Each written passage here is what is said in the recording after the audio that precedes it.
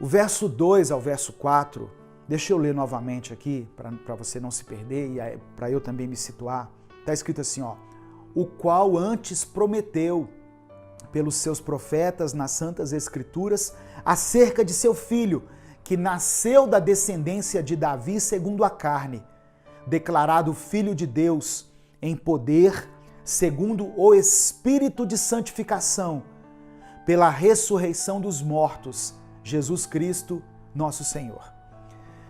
O Velho Testamento, ele é nomeado aqui por Paulo de Sagradas Escrituras. Para ele, para Paulo, o Antigo Testamento contém as promessas de Deus acerca de Jesus Cristo, acerca de Jesus.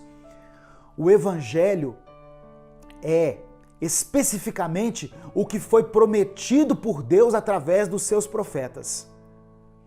Paulo concorda a uma só voz com o seu mestre Jesus. As Santas Escrituras testemunham acerca de Cristo. Depois você lê aí, se você estiver anotando, João capítulo 5, versículo 39, quando Jesus diz: as Escrituras testemunham acerca de mim.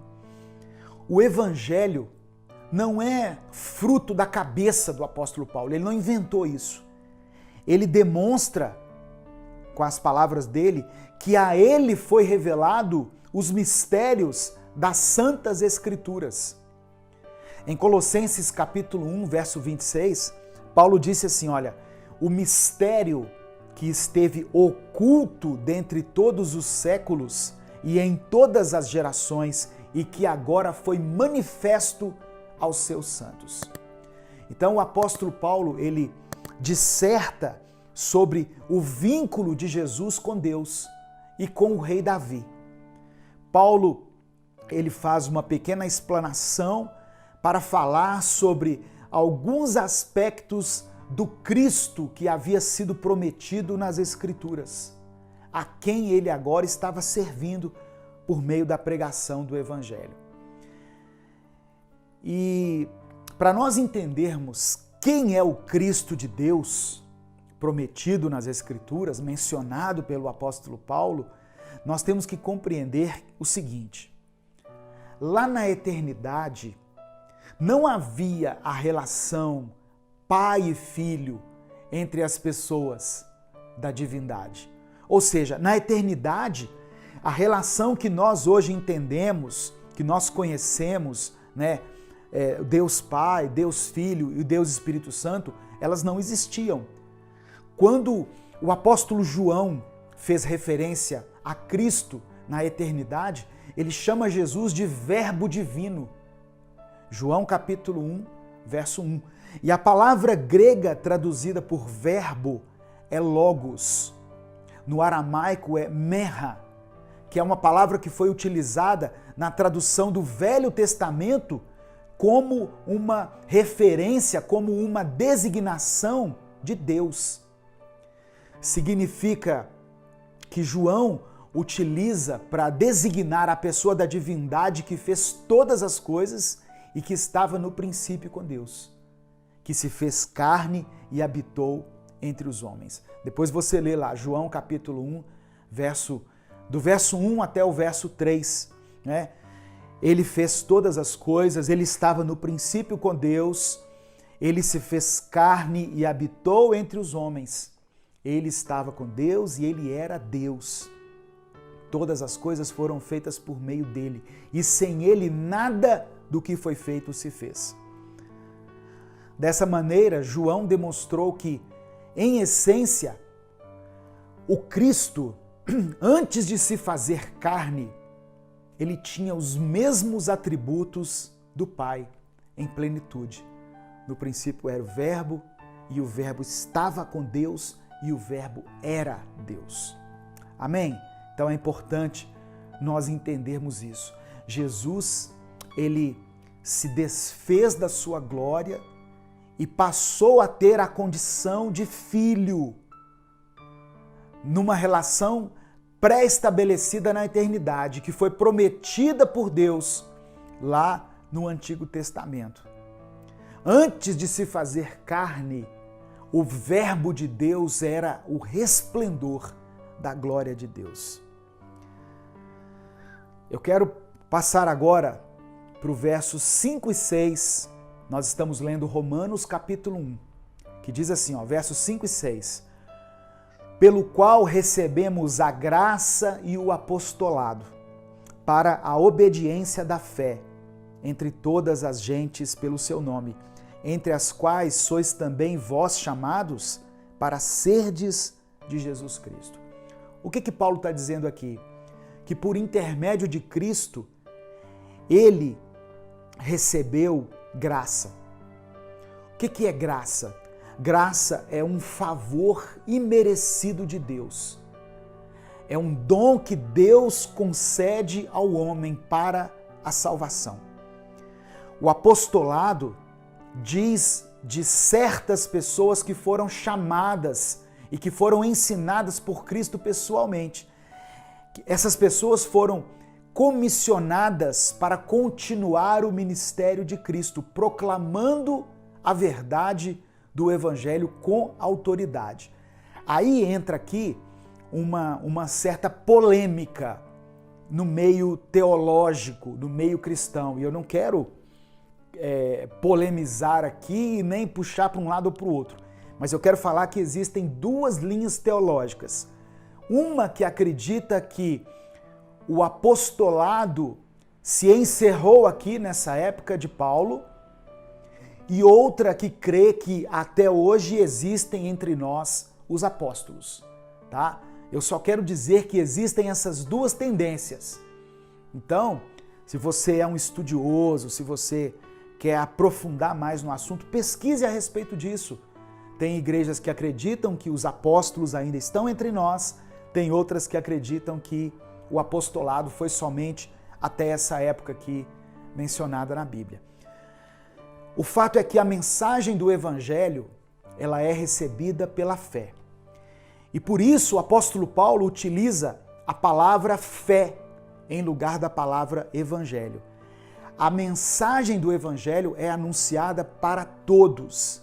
E quem recebe essa mensagem, recebe ela pela fé. Amém?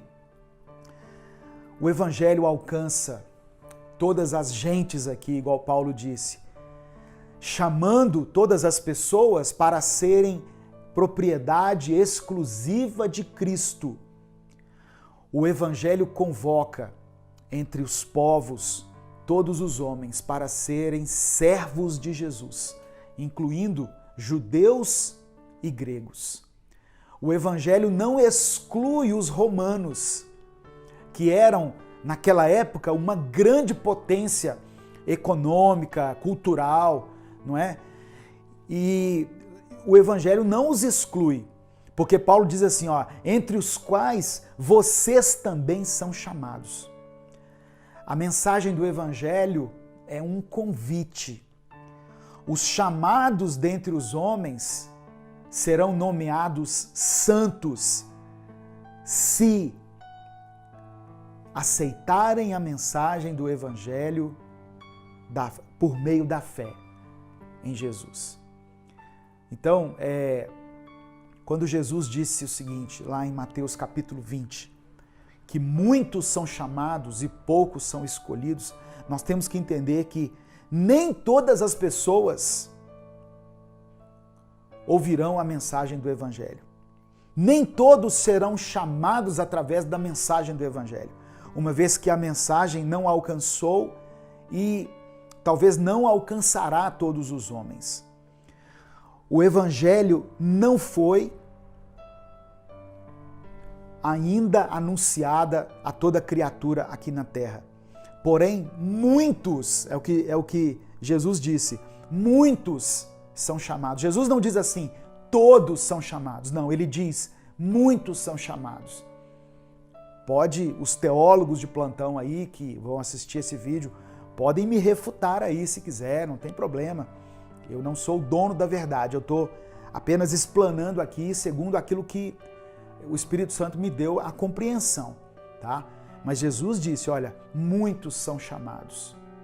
Ele não diz todos serão chamados. Então,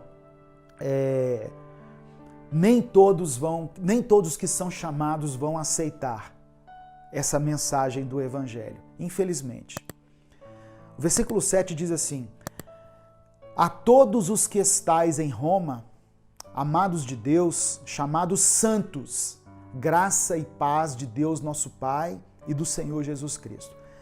Paulo, ele saúda os cristãos lá em Roma com graça e paz. Graça, como eu disse, fala do favor imerecido que Deus deu a nós, que foi concedido aos homens. E a paz fala da reconciliação que nós recebemos em Jesus com Deus. Essa paz, ela não está, como eu já falei aqui em outras mensagens, essa paz não está relacionada às circunstâncias ao nosso redor. É uma paz que excede, que extrapola o nosso conhecimento.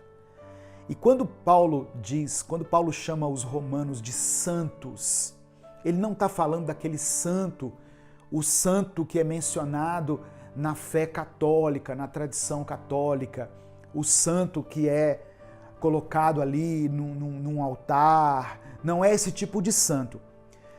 Todos os cristãos na Bíblia, independentemente de questões morais, de questões comportamentais, são chamados santos.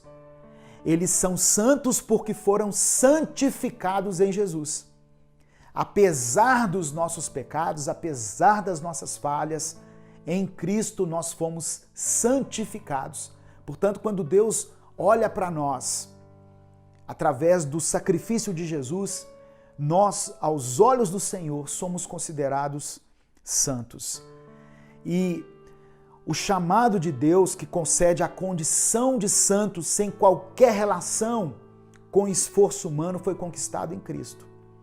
Todos aqueles que aceitaram o chamado de Deus foram santificados. Significa que foram o quê? Separados, como exclusividade, como propriedade exclusiva de Deus.